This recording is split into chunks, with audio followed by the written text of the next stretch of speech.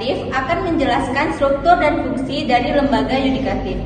Saya Selina Aura Delvi. Saya Nurul Hasanah. Saya Denera Artika. Saya Anissa. Saya Nurul Anissa. Saya Dea Fazira. Saya Denaika Putri. Saya Widya Dita Asmara. Saya akan menjelaskan tentang struktur organisasi dan tugas Mahkamah Agung. Mahkamah Agung merupakan lembaga peradilan tertinggi di Indonesia yang memiliki tugas pokok untuk mengadili perkara kasasi untuk mengawasi jalannya peradilan di bawahnya, serta memberikan petunjuk hukum yang menjadi pedoman bagi peradilan di seluruh Indonesia. Struktur organisasi MA terdiri dari beberapa komponen yang masing-masing memiliki tugas dan fungsinya terdiri berikut adalah: yang pertama, pimpinan Mahkamah Agung terdiri dari Ketua Mahkamah Agung. Nah, tugasnya itu memimpin seluruh kegiatan di Mahkamah Agung. Nah, yang kedua, Wakil Ketua Mahkamah Agung. Tugasnya untuk membantu Ketua MA dalam melaksanakan tugasnya. Nah, yang keempat, Ketua Kamar. Tugasnya mengkoordinasi dan mengawasi pelaksanaan tugas di masing-masing kamar yang ada di MA. Nah, yang kedua ada badan-badan Mahkamah Agung. Yang pertama, Badan Pengawasan. Tugasnya itu melaksanakan pengawasan terhadap pelaksanaan tugas hakim dan pegawai di MA serta pengadilan di bawahnya. Nah, selanjutnya Badan Penelitian dan Pengembangan atau Litbang. Tugasnya untuk melakukan penelitian terhadap kebijakan hukum yang berlaku secara perkembangan hukum. Nah, selanjutnya Badan Pembinaan atau Badbin. Tugasnya membina dan meningkatkan kualitas sumber daya manusia di lingkungan MA. Nah, selanjutnya Badan Urusan Administrasi atau BUA. Tugasnya mengelola administrasi perkara di MA. Nah, yang selanjutnya, yang ketiga, kamar-kamar di Mahkamah Agung. MA terdiri dari 4 kamar utama yang menjadi masing-masing mengadili jenis perkara tertentu. Setiap kamar dipimpin oleh seorang ketua kamar dan terdiri dari sejumlah hakim yang memiliki spesialis di bidang hukum tersebut. Yang pertama, kamar pidana. Tugas kamar pidana ini mengadili perkara dan tingkat kasasi. Yang kedua, kamar perdata. Tugasnya mengadili perkara perdata yang mencakup sengketa harta, warisan, perjanjian, dan lain-lain. Nah, yang ketiga, kamar tata usaha negara. Tugasnya memutuskan kasasi terhadap perkara administratif yang dibawa ke MA. Nah, yang keempat, kamar agama. Tugasnya untuk mengadili perkara yang terkait dengan hukum agama seperti perceraian atau sengketa antara individu yang menganut agama tertentu. Nah, selanjutnya yang keempat, sekretariat Mahkamah Agung. Tugasnya itu untuk mendukung operasional, administrasi, dan teknis di Mahkamah Agung. Divisi dalam sekretariat MA terbagi menjadi bagian hukum. Tugasnya memberikan dukungan hukum dan regulasi terkait dengan hukum di MA. Yang kedua, bagian administrasi perkara. Tugasnya mengelola administrasi perkara yang diajukan ke MA. Nah, yang ketiga, bagian keuangan umum untuk mengelola anggaran dan keuangan MA. Yang kelima, Direktorat Jenderal Badan Peradilan. Mahkamah Agung juga memiliki beberapa direktorat jenderal yang memiliki tugas mengatur dan mengawasi pengadilan-pengadilan di bawah MA, di antara lain Direktorat Jenderal Badan Peradilan Umum atau Badilum. Tugasnya mengawasi pengadilan negeri dan pengadilan tinggi. Yang kedua, Direktorat Jenderal Badan Peradilan Agama atau Badilam, bertugas untuk mengadili pengadilan agama. Selanjutnya, Direktorat Jenderal Badan Peradilan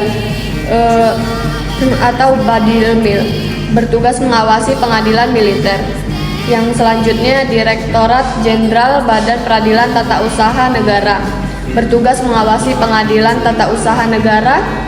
Nah, selanjutnya yang keenam ada Hakim Agung. Tugasnya untuk menangani dan memutuskan perkara-perkara kasasi di tingkat Mahkamah Agung. Nah, yang ketujuh pejabat pembuat komitmen atau PPK dan pejabat fungsional. Tugasnya untuk pejabat pembuat komitmen bertanggung jawab atas pengelola anggaran dan kontrak di lingkungan MA.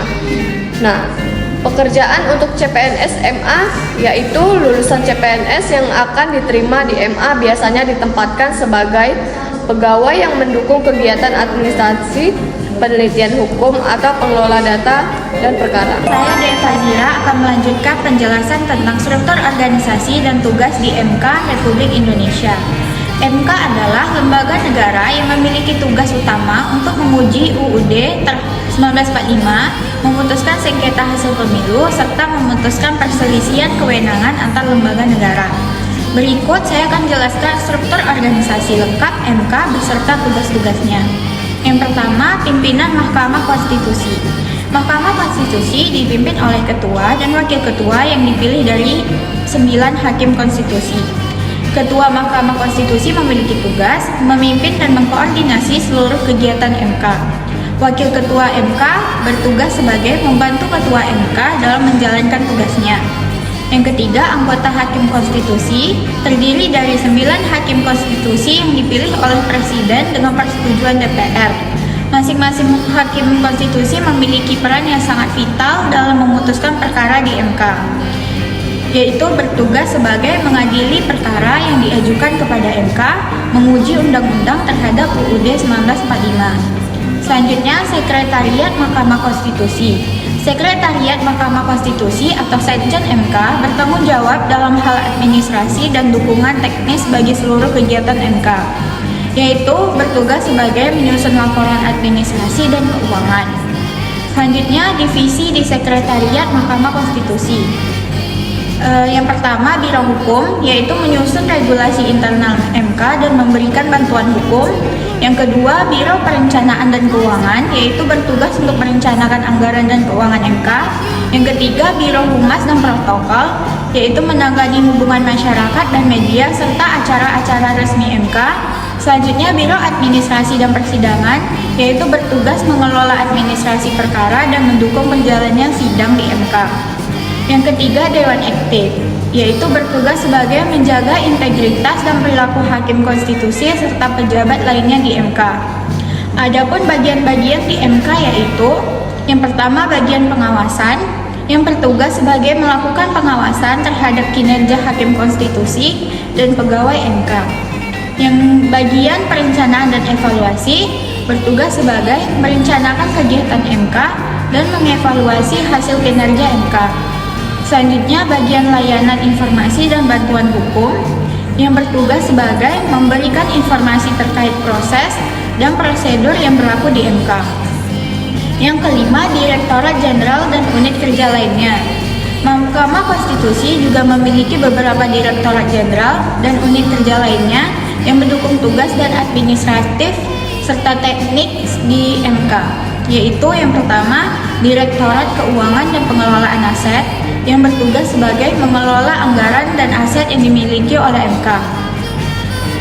Tugas selanjutnya adalah menyediakan infrastruktur TI yang mendukung operasional MK, termasuk sistem informasi perkara dan pelaporan daring. Yang keenam, kewenangan Mahkamah Konstitusi. Mahkamah Konstitusi memiliki kewenangan yang sangat penting dalam sistem pemerintahan Indonesia. Berikut beberapa kewenangan utama MK, yaitu yang pertama, menguji undang-undang terhadap UUD 1945. MK memiliki kewenangan untuk menguji apakah suatu undang-undang bertentangan dengan UUD 1945. Jika ditemukan ketidakcocokan, MK dapat membatalkan atau mengubahnya. Selanjutnya, Hakim Konstitusi. Hakim Konstitusi bertugas sebagai memeriksa dan mengadili perkara yang diserahkan ke MK yang meliputi pengujian undang-undang, sengketa hasil pemilu, perselisihan kewenangan lembaga negara, perkara pembubaran partai politik. Selanjutnya, pekerjaan untuk CPNS di MK. Lulusan CPNS yang diterima di MK umumnya akan bekerja di bidang administrasi perkara riset hukum atau mendukung proses pengawasan terhadap kebijakan hukum yang terkait dengan konstitusi. Kesimpulannya, Mahkamah Konstitusi memiliki struktur yang terdiri dari pimpinan Hakim Konstitusi, sekretariat, serta berbagai badan dan bagian yang mendukung operasionalnya. Tugas utama MK adalah untuk menguji undang-undang terhadap UUD, serta menyelesaikan sengketa hasil pemilu. Saya Anissa akan menjelaskan tentang struktur organisasi dan tugas di Komisi Yudisial Republik Indonesia. Komisi Yudisial adalah lembaga negara yang memiliki peran penting dalam menjaga integritas, kehormatan, keluhuran martabat dan perilaku hakim di Indonesia. Bertugas untuk mengawasi kode etik dan perilaku hakim serta memberikan saran kepada Presiden dalam hal pengangkatan pemberhentian. Fungsi pengawasan dan pembinaan terhadap hakim-hakim di seluruh Indonesia. Berikut adalah struktur organisasi yang paling lengkap di Komisi Yudisial dan tugas-tugas mereka. Yang pertama itu adalah pimpinan Komisi Yudisial. Komisi Yudisial dipimpin oleh ketua dan wakil ketua yang dipilih oleh seluruh anggota dan antara mereka sendiri. Ketua Komisi Yudisial yang pertama tugasnya adalah memimpin dan mengkoordinasikan seluruh kegiatan. Yang kedua, wakil dan ketua Komisi Yudisial tugasnya adalah membantu ketua dalam menjalankan tugasnya. Dan selanjutnya anggota Komisi Yudisial terdiri dari 7 orang anggota yang dipilih oleh DPR dengan persetujuan Presiden, yang bertugas memutuskan perkara dan memberikan saran kepada Presiden terkait pengangkatan, pemberhentian, dan promosi hakim. Tugas dari mereka adalah yang pertama itu mengawasi dan menjaga perilaku hakim baik di tingkat pengadilan negeri tinggi hingga Mahkamah Agung. Yang selanjutnya itu yang nomor 2 ada di Sekretariat Komisi Yudisial. Sekretariat yang mendukung kegiatan administratif, teknis, dan operasional untuk menjalankan tugasnya dengan efektif. Sekretariat terdiri dari berbagai bagian yang mendukung kelancaran kegiatan. Tugas utamanya adalah menyusun laporan administratif dan juga keuangan. Unit-unit dalam sekretariat adalah yang pertama itu Biro Hukum yang bertugas memberikan bantuan hukum dalam penyusunan peraturan internal dan kebijakan terkait kode etik hakim. Selanjutnya Biro Keuangan dan Hukum yang bertugas untuk mengelola anggaran keuangan. Selanjutnya itu Biro Pengawasan dan Penindakan yang bertugas melakukan pengawasan terhadap perilaku hakim di seluruh Indonesia. Selanjutnya Biro Teknologi Informasi dan Data yang bertugas mengelola dan mengembangkan sistem informasi yang digunakan dalam pengawasan dan pelaporan pelanggaran hakim. Yang ketiga itu ada yang namanya bidang pengawasan dan pemeriksaan. Bidang ini bertugas untuk melakukan pengawasan terhadap hakim di seluruh Indonesia, termasuk pemeriksaan terhadap laporan atau pengaduan masyarakat mengenai perilaku hakim. Tugasnya yaitu yang pertama melakukan pengawasan terhadap perilaku dan kinerja hakim di semua pengadilan. Subbagian yang pertama itu mulai dari pengawasan kasus, menangani laporan pengaduan dari masyarakat atau instansi terkait. Yang selanjutnya bagian pemeriksaan, penyelidikan dugaan pelanggaran kode etik dan perilaku hakim serta memberikan rekomendasi tindakan. Yang keempat ada namanya bidang pembinaan dan pengembangan hakim. Bidang ini bertugas untuk memastikan hakim di Indonesia terus berkembang dalam kualitas profesionalisme dan integritas melalui pembinaan dan pelatihan. Mereka itu bertugas untuk yang pertama menyusun dan melaksanakan program pembinaan dan pendidikan bagi hakim, baik dalam hal pengetahuan hukum maupun etika profesi. Bagian pendidikan dan pelatihan mengelola program pendidikan dan pelatihan untuk hakim, termasuk seminar, workshop, atau pelatihan lainnya. Bagian penelitian dan pengembangan yaitu menyusun laporan hasil penelitian mengenai isu-isu yang dihadapi oleh hakim dan perbaikan yang diperlukan dalam sistem peradilan. Yang kelima ada namanya Dewan Etik. Dewan Etik itu berfungsi untuk menjaga dan menegakkan kode etik hakim serta memeriksa apakah seseorang hakim telah melakukan pelanggaran terhadap kode etik atau perilaku. Tugas mereka yaitu yang pertama memeriksa dan menilai setiap laporan terkait dengan pelanggaran kode etik dan hakim.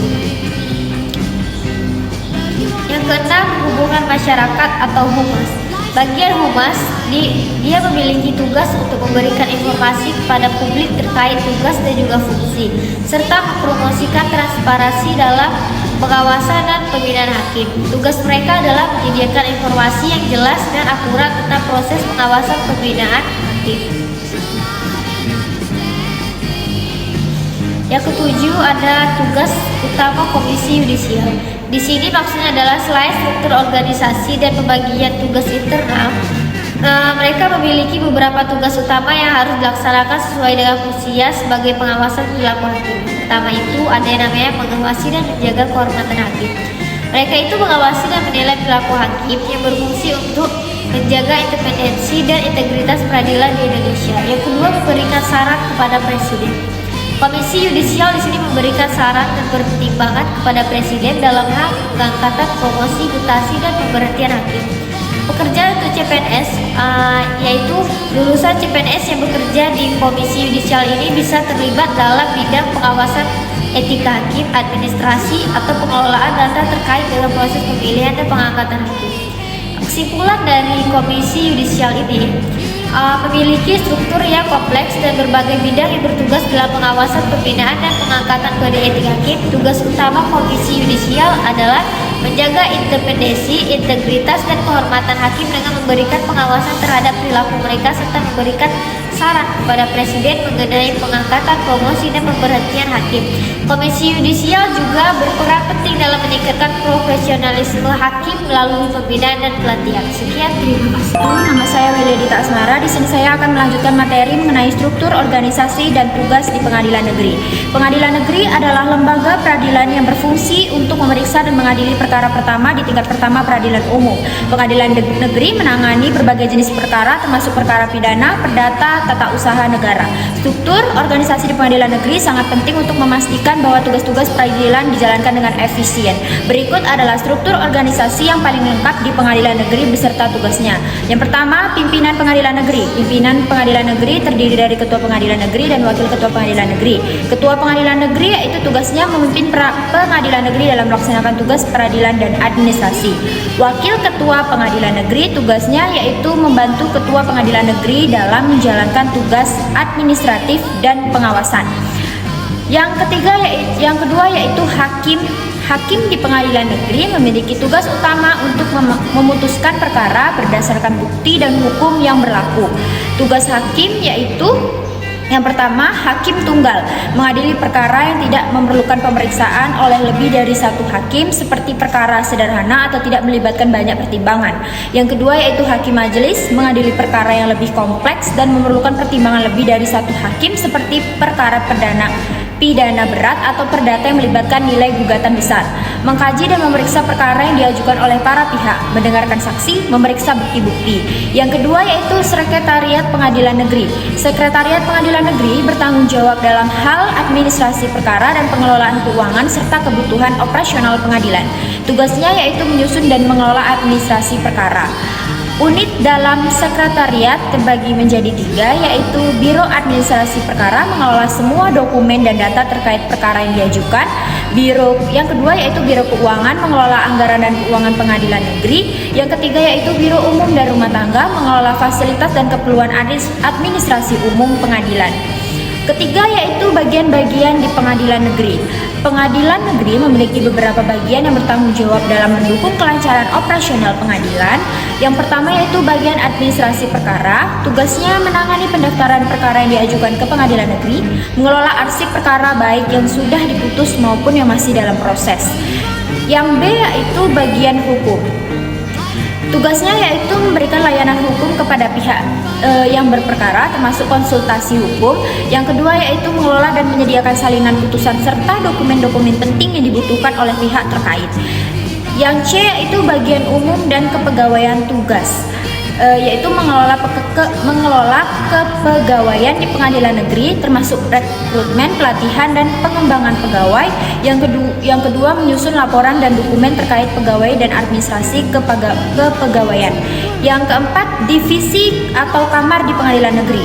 Pengadilan Negeri yang juga dibagi berdasarkan jenis perkara yang ditangani yaitu kamar pidana. Tugasnya mengadili perkara pidana yang diajukan oleh pihak berwajib seperti kepolisian atau jaksa. Yang B yaitu kamar perdata. Tugasnya mengadili perkara perdata seperti sengketa kontrak, warisan, hak milik, dan perjanjian lainnya. Yang C yaitu kamar tata usaha negara atau TUN. Tugasnya yaitu mengadili perkara yang berkaitan dengan sengketa administrasi antara individu dan badan atau pejabat pemerintah seperti keputusan administrasi yang dianggap merugikan. Yang keempat yaitu kamar agama bagi pengadilan agama yang ada. Tugasnya yaitu mengadili perkara yang berhubungan dengan hukum agama seperti pernikahan, perceraian, warisan, dan hak-hak keluarga menurut hukum agama tertentu. Yang kelima yaitu tugas utama pengadilan negeri. Pengadilan negeri memiliki beberapa tugas utama yang berfokus pada pelaksanaan peradilan di tingkat pertama. Berikut ada beberapa tugas utama pengadilan negeri. Yang pertama, mengadili perkara pertama. Pengadilan negeri memiliki tugas utama untuk memeriksa dan memutuskan perkara pertama dalam berbagai bidang hukum. Yang pertama yaitu perkara pidana, mengadili perkara yang melibatkan tindakan pidana, misalnya kejahatan atau pelanggaran. Perkara perdata, mengadili sengketa antara pihak-pihak terkait hak-hak perdata seperti sengketa kontrak atau kewarisan. Perkara tata usaha, mengadili sengketa antara individu dan lembaga atau pejabat negara. Yang B, memberikan putusan yang adil. Pengadilan negeri bertugas untuk memberikan keputusan yang adil berdasarkan hukum yang berlaku. Yang C, yaitu mengawasi pelaksanaan putusan. Pengadilan negeri juga bertanggung jawab untuk memastikan bahwa putusan yang diberikan dapat dilaksanakan dengan baik. Yang D, memberikan akses kepada publik. Pengadilan negeri bertugas memberikan akses kepada masyarakat terkait dengan proses peradilan dan menjamin transparansi dalam jalannya proses peradilan. Jadi kesimpulannya, pengadilan negeri memiliki struktur organisasi yang terdiri dari pimpinan seperti ketua dan wakil ketua, hakim, sekretariat, dan berbagai bagian yang mendukung tugas administrasi dan operasional. CPNS yang bekerja di pengadilan militer akan terlibat dalam tugas administrasi, pengolahan data perkara, serta tugas administrasi lainnya yang mendukung kelancaran proses persidangan militernya. Sekian dari saya, terima kasih. Pengadilan tinggi ini memiliki beberapa tugas utama yang berkaitan dengan pelaksanaan peradilan dan pengawasan terhadap pengadilan di bawahnya. Yang pertama, mengadili perkara banding. Tugas utama pengadilan tinggi adalah mengadili perkara banding yang diajukan oleh pihak yang tidak puas dengan putusan pengadilan negeri. Ini meliputi yang pertama, memeriksa ulang perkara-perkara yang telah diputuskan di pengadilan negeri. Yang kedua, memutuskan apakah putusan pengadilan negeri sudah benar atau perlu diubah. Yang B, pengawasan terhadap pengadilan negeri. Pengadilan tinggi berfungsi sebagai pengawas terhadap pengadilan negeri di wilayah hukumnya. Ini termasuk yang pertama, mengawasi administrasi perkara di pengadilan negeri. Yang kedua, melakukan evaluasi terhadap kinerja hakim dan pegawai pengadilan negeri. Yang ketiga, memberikan pembinaan kepada pengadilan negeri agar pelaksanaan peradilan lebih efisien dan efektif. Yang C, penyelesaian perkara. Pengadilan tinggi tidak hanya mengadili perkara banding, tetapi juga dapat menangani perkara tertentu yang sesuai dengan kewenangannya. Ini meliputi yang pertama, penyelesaian sengketa tertentu yang melibatkan badan atau lembaga negara. Yang kedua, penyelesaian perkara lainnya yang tidak dapat ditangani oleh pengadilan negeri. Yang D, membantu pengembangan hukum. Melalui putusan-putusan banding, pengadilan tinggi juga memiliki peran dalam pengembangan hukum, khususnya untuk memberikan penjelasan atau interpretasi terhadap ketentuan hukum yang masih abu-abu atau belum jelas. Yang kelima, yaitu adalah pelayanan masyarakat. Pengadilan tinggi juga memiliki tanggung jawab untuk memberikan pelayanan kepada masyarakat dalam hal akses terhadap keadilan dan informasi. Adapun pekerjaan untuk CPNS di peradilan tinggi yaitu lebih fokus pada administrasi banding, pengelolaan perkara, dan mendukung hakim dalam proses persidangan. Baiklah, saya akan menjelaskan tentang pengajar agama. Di pengadilan agama ini, struktur organisasi dan tugasnya memiliki peran penting dalam memberikan pelayanan hukum yang berkaitan dalam masalah agama, dalam konteks hukum, keluarga, dan kewarisan yang sesuai dengan syariat Islam. Berikut adalah penjelasan lengkap mengenai struktur dan tugas di pengadilan agama. Yang pertama, struktur pengadilan agama. A. Ketua pengajar agama. Tugas utamanya memimpin jalannya pengajar agama dan mengkoordinasikan semua kegiatan operasi pengadilan. Fungsinya menjamin kelancaran pelaksanaan tugas hakim dan pengawasan terhadap jalannya sidang. Yang B. Wakil ketua pengajar agama. Tugas utamanya membantu ketua pengadilan dalam menjalankan tugasnya serta menggantikan ketua pengadilan apabila ketua tidak dapat hadir. Fungsi dari wakil ketua adalah mengawasi kinerja hakim dan pegawai pengadilan. Yang C, hakim.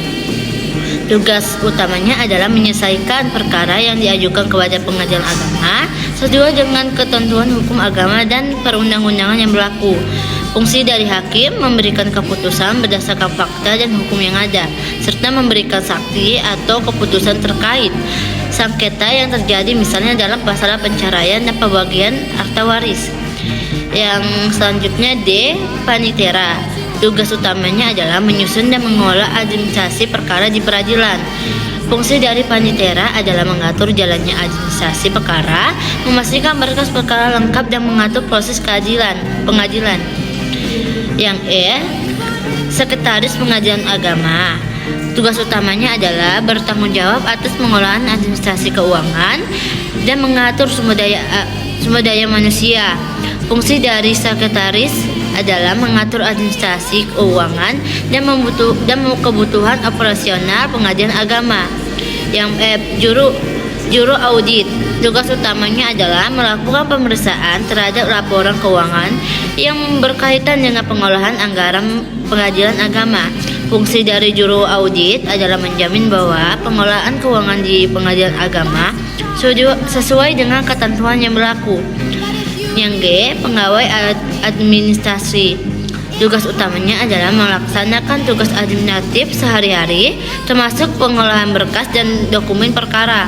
Fungsinya adalah mendukung kelancaran administrasi dan pelayanan pengadilan. Yang kedua adalah tugas pengadilan agama. Tugas pengadilan agama memiliki tugas pokok yang berfokus pada perkara-perkara yang berkaitan dengan hukum Islam, seperti A. Memeriksa dan mengadili perkara di bidang hukum keluarga. Contoh kasusnya itu seperti perceraian dan pembagian harta waris. Yang B. Memeriksa dan mengadili perkara harta bersama. Pengadilan agama mengadili sengketa harga bonoguni setelah perceraian. Yang C. Mengadili perkara hukum waris. Pengadilan agama bertugas untuk memutuskan sengketa mengenai warisan. Yang D. Mengenai sengketa perdata dan hukum keluarga.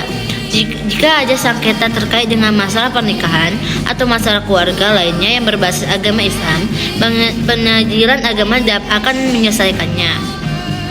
Yang E. Menangani perkara dan wakil atau wakaf.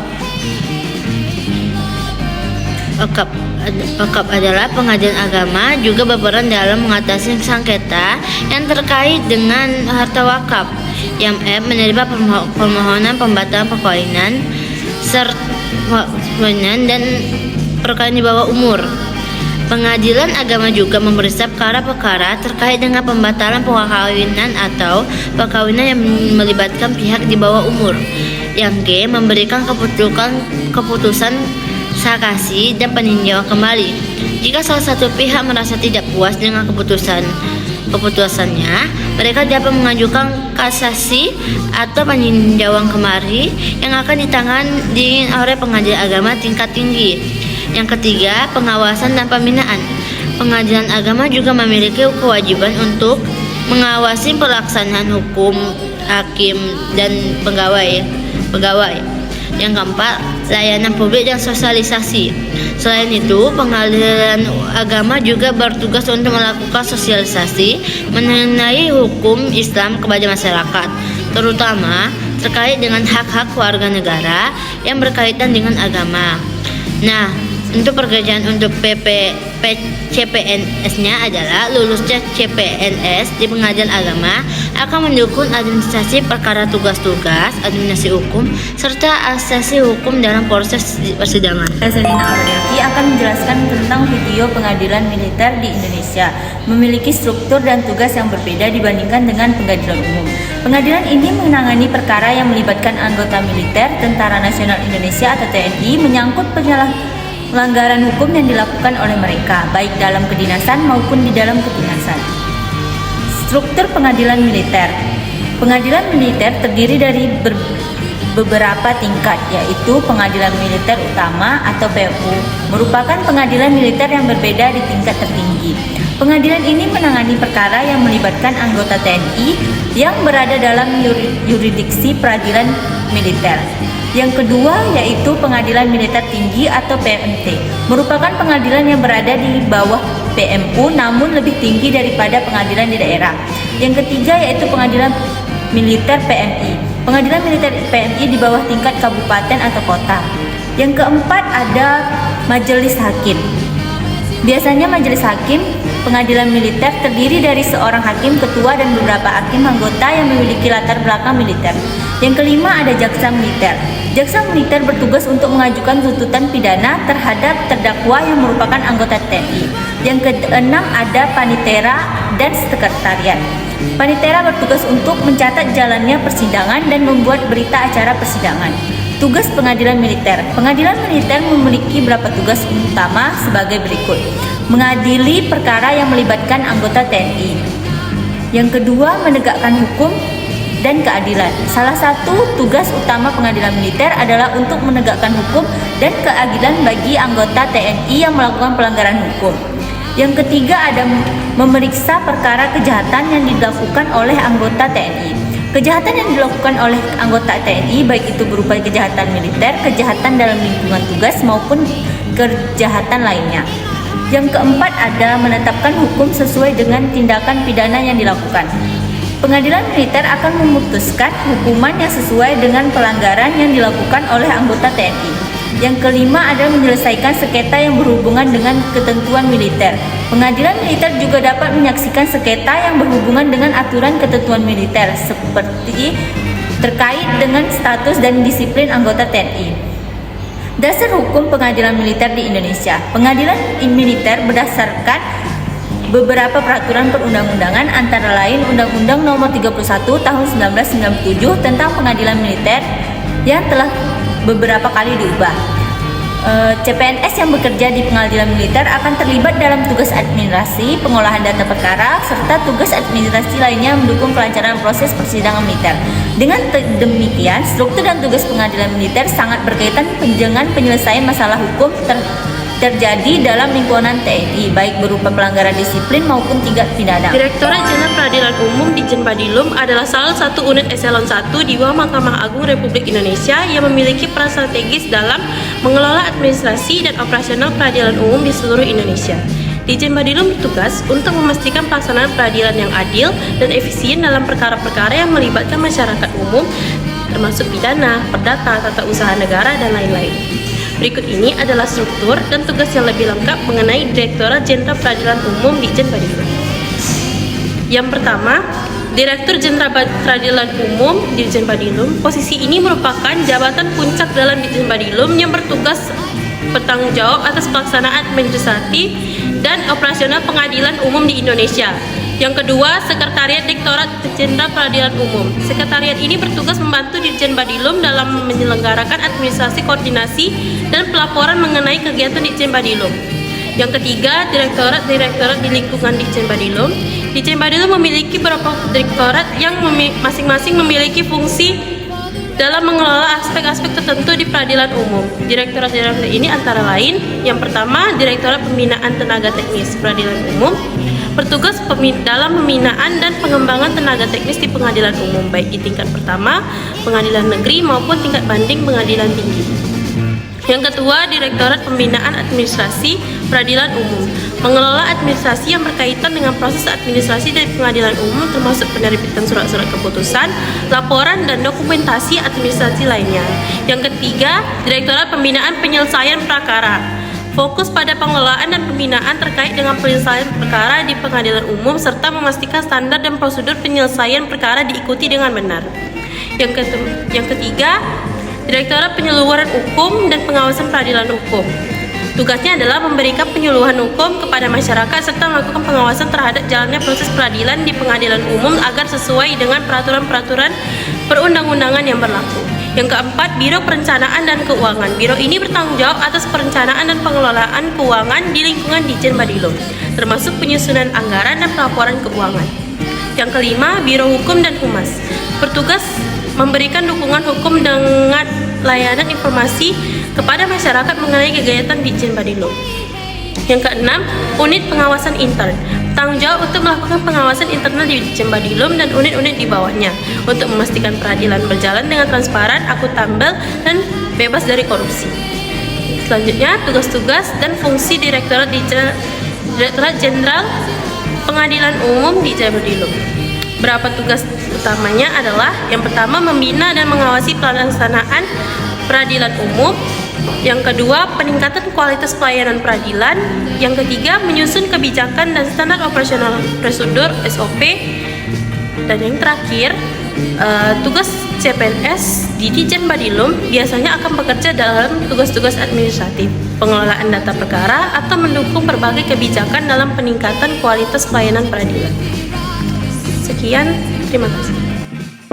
Lihat video dari kami, jangan lupa like, komen, dan share video